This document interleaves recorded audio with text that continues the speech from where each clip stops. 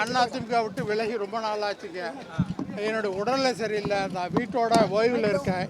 என்னுடைய மகன் இன்றைக்கு மாண்புமிகு முதலமைச்சருடைய தலைமையில் இருக்கிற அமைச்சரவையில் அமைச்சராக இருக்கிறார். அவருடைய சந்தோஷமாக அதை பார்க்க வந்திருக்கு. என்னுடைய மகன் அந்த இடத்துக்கு போகும்போது மிகுந்த மகிழ்ச்சியாக இருக்குது. மிகுந்த மகிழ்ச்சி. அதுதான் அந்த கட்சி இனிமேல் அதுதான் இளைஞர்கள் கையில் தான் இருக்குது. தேர்தலுக்கு முன்பே கூட வரக்கூடிய கட்சிகளுக்கு ஆட்சியில் அதிகாரத்தில் பங்கு தர வேண்டும் என்று பாவேக்காவுடைய தலைவர் இன்றைய மாண்புமிகு முதலமைச்சர் திரு விஜய் அவர்கள் அறிவித்திருந்தார். அவர் ஏற்கனவே சொன்னதை அந்த வாக்குறுதியை நிறைவேற்றுகிற விதத்தில் காங்கிரஸ் கட்சிக்கு அமைச்சரவையில் இடம் தந்திருப்பதற்கு மாண்புமிகு முதலமைச்சர் திரு விஜய் அவர்களுக்கு வாழ்த்துக்களையும் நன்றியையும் பாராட்டுகளையும் தெரிவித்துக் கொள்கிறேன். அறிஞர் அண்ணா அவர்கள் சாமானியர்களின் சகாப்தம் என்றார். அண்ணாவுக்கு அதை நிறைவேற்றுவதற்கு காலம் அண்ணாவை அனுமதிக்கவில்லை. அந்த சாமானியர்களின் சகாப்தத்தை எங்கள் தலைவர் தளபதி விஜய் இன்றைக்கு நிறைவேற்றி காட்டியிருக்கிறார். காலத்தால் காயத்தால் சபிக்கப்பட்ட ஏழைகள்,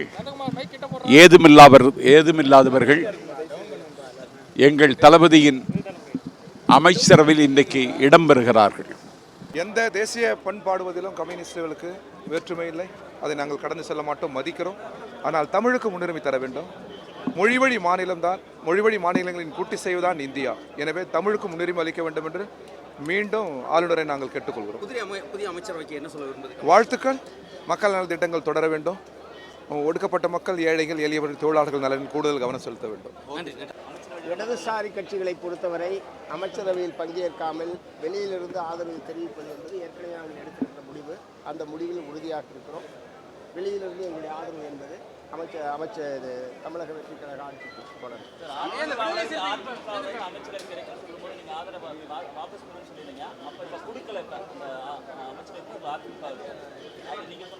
வாபஸ் பெறுவோன்னு சொல்ல மறுபரிசீலனை பண்ணுவோன்னு சொன்னோம். அதிமுக அமைச்சரவையில் பங்கேற்றால் எல்லா புகழும் கடவுளுக்கு அப்புறம் எங்க தலைவர் தளபதிக்கு தான் சேரும். அவரோட அந்த நம்பிக்கையை கண்டிப்பா மக்களுக்கு கொண்டு போய் சேர்த்து நல்ல விதமா கொண்டு போய் சேரும். மாவட்ட நிர்வாகியா, மாவட்ட செயலராக செயல்பட்டீங்க, சட்டமன்ற உறுப்பினராக செயல்பட்டீங்க, இப்ப அமைச்சராக இருக்கு. எந்த அளவுக்கு பொறுப்பு? ரொம்ப மிகப்பெரிய தமிழ்நாட்டின் முதன்மையான பதவி. அதை நம்பி முதலமைச்சர் நமக்கு கொடுத்துருக்காங்க. இதை முதலமைச்சர் பேரை எந்த அளவுக்கு நம்ம மக்களிடையே கொண்டு போய் சேர்த்து மக்களுக்கு தினந்தோறும் என்னென்ன மக்களுக்கு பணிகள் செய்யணுமோ அதை கண்டிப்பாக தலைவரோட இதில் செய்வோம். மகிழ்ச்சியாக இந்த தருணத்தில் மிகவும் மகிழ்ச்சியாக இருக்குது. என்று சொன்னால் 30 ஆண்டு காலமாக நாங்கள் படிப்படியாக மக்கள் இயக்கமாக இருந்து, ரசிகர் மன்றமாக இருந்து இந்த தமிழக வெற்றி கழகத்தினுடைய கட்சி ஆரம்பித்து தமிழகத்தினுடைய முதலமைச்சராக மாண்புமிகு முதல்வர் அவர்கள் பதிவேற்று எங்களுக்கும் அந்த உழைத்தவர்களுக்கும் இந்த வாய்ப்பை அளித்த தமிழகத்தினுடைய முதலமைச்சர் மாண்புமிகு தலைவர் தளபதி அவர்களுக்கு நான் நன்றி தெரிவித்துக் கொள்கிறேன். இப்போ பல கட்டங்களை தாண்டி இந்த அமைச்சராக பொறுப்பேற்றிருக்கீங்க. தொகுதி சார்ந்தும் சரி, இப்போ மாவட்டங்களுக்கும் நீங்கள் தான் பொறுப்புகளாக இருக்க, எந்த அளவுக்கு மிகவும் சிறப்பாக செய்வோம். கடந்த ஆட்சியாளரை விட இந்த ஆட்சி, தளபதி ஆட்சி மிகவும் சிறப்பாக இருக்கும். ஒரு மாற்றத்தை கொடுக்கும் தமிழ்நாட்டில். நன்றி, வணக்கம். ஒரு அற்புதமான ஒரு தலைவர் கிடைச்சிருக்காரு. தமிழ்நாட்டு மக்களுக்கு நல்லது செய்வார். அவரோட இணைஞ்சு தமிழ்நாட்டு மக்களுக்கு இன்னும் நல்லது செய்யணுன்ட்டு என்னுடைய அறிவுரையை நான் சொல்லியிருக்கேன். மாண்புமிகு முதலமைச்சர் அவர்களுடைய சாதனை. ஏன்னா எல்லா வகையிலான பின்புலத்தோடு வந்தால் தான் இங்கே அரசியலை சாதிக்க முடியும். பின்புலம் இருந்தால் தான் அரசியலை சோபிக்க முடியும். பின்புலம் இருந்தால் தான் எம்எல்ஏவாகவோ அமைச்சராகவோ ஆக முடியும். அப்படின்னு இருந்த அரசியலை சாமானிய மக்களும் எம்எல்ஏவாக முடியும், அமைச்சராக முடியும் நிரூபித்து காட்டியிருக்கிறது எங்கள் முதல்வர் மாண்புமிகு தளபதி அவர்களுடைய சாதனை. அந்த சாதனை தான் இதற்கெல்லாம் காரணம். ஸோ இந்த இத்தனை பேர் முதன்முறையாக எம்எல்ஏவாக இருக்கிறதும் அமைச்சராக இருக்கிறதும் அவர் ஒருத்தராலே சாத்தியமாக இருக்கிறது. அரசியலில் மிகப்பெரிய ஒரு புரட்சியை அமைதியாக ஏற்படுத்தியிருக்கிறது. நிறைய பிரச்சனைகள் இருக்குது, இப்போதைக்கு சொல்ல முடியாது.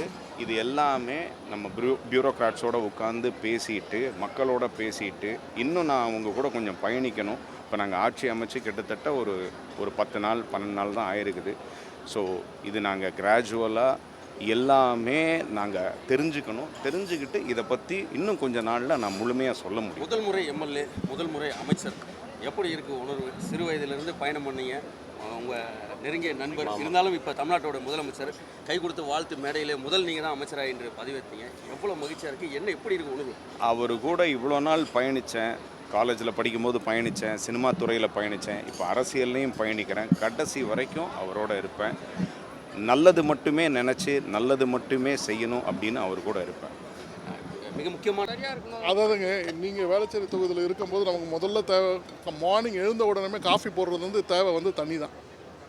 இந்த தண்ணி எல்லாம் வந்து வாங்கின்னு இருக்காங்க, பெட் பாட்டில்ஸ்லையும் இதுலேயும் வாங்கின்னு இருக்காங்க. இந்த வாங்காமல் நம்ம வந்து நல்ல குடிக்கக்கூடிய தண்ணியை வந்து நம்ம வந்து சப்ளை பண்ண முடியுமான்றதை நம்ம பார்க்கணும். என்ன தான் லாரியில் கொண்டு போய் கொடுத்தாலும் போர் வாட்டரில் வரக்கூடிய தண்ணி வந்து சுவேஜ் வாட்டரும் சல்லேஜ் வாட்டரும் ரெண்டும் கலந்துருக்கு. அந்த கலக்கிறத வந்து நம்ம நிறுத்தினோன்னாக்கா நிச்சயமாக நமக்கு ஒரு நல்லதொரு இடம் வந்து வேளச்சேரி வந்து தமிழ்நாட்டின் குபேர மூலை, சவுத் வெஸ்ட். இந்த இடம் வந்து ரொம்ப பிரமாதமான இடம். நிறைய ஐடி வளர்ச்சி உண்டு, ஆனால் நிறைய பிரச்சனைகளும் உண்டு. இந்த பிரச்சனைகளை சால்வ் பண்ணலாம், எல்லாரும் தோள் கொடுக்கணும். என்னோட முதல் நன்றி மாண்புமிகு தமிழக முதல்வர் அவர்களுக்கு என் நன்றியை முதல் காணிக்கையாக செலுத்துகின்றேன். அடுத்தபடியாக எனக்கு வாக்களித்த என்னோட தொகுதி மக்களுக்கு நன்றியை சொல்லிக்கொண்டு, இந்த எளியவனுக்கும் இந்த அமைச்சரவையில் வாய்ப்பு வழங்கிய மாண்புமிகு தமிழக முதல்வர் அவர்களுக்கு மீண்டும் என்னுடைய நன்றிகளை கூறிக்கொண்டிருக்கிறேன். மகிழ்ச்சியாக இருக்குது. ஃபஸ்ட்டு அதை விட ஒரு பொறுப்பு, பெரிய பொறுப்பு இருக்குது. அதுக்கு உண்டான பயம் கலந்த ஒரு பார்வையும் இருக்குது. நல்லது செய்யணும், மக்கள் நம்ம மேலே வச்சுக்க நம்பிக்கையும், மாண்புமிகு முதலமைச்சர் மேலே மக்கள் வச்சுக்க நம்பிக்கையும் செயல்படுத்த வேண்டுங்கிற ஒரு பொறுப்பு கொடுத்துருக்காங்க. அதை வந்து நிச்சயமாக நல்லபடியாக செயல்படுத்தணுங்கிற ஒரு பொறுப்பு அதிகமாக இருக்குது. செயல்படுத்துவோம். சேலஞ்சுன்னு சொல்லப்போனால் எதுவும் இல்லை, ஏன்னா மக்கள் கூட இருக்கிறாங்க, நல்ல செய்கிறவங்களுக்கு ஆதரவு கொடுக்குறாங்க. அதை வந்து இந்த தேர்தலில் பார்த்துட்டோம். ஸோ நிச்சயமாக எங்களுக்கு பயங்கிறது எதுவும் கிடையாது, செயல்படுத்தும்.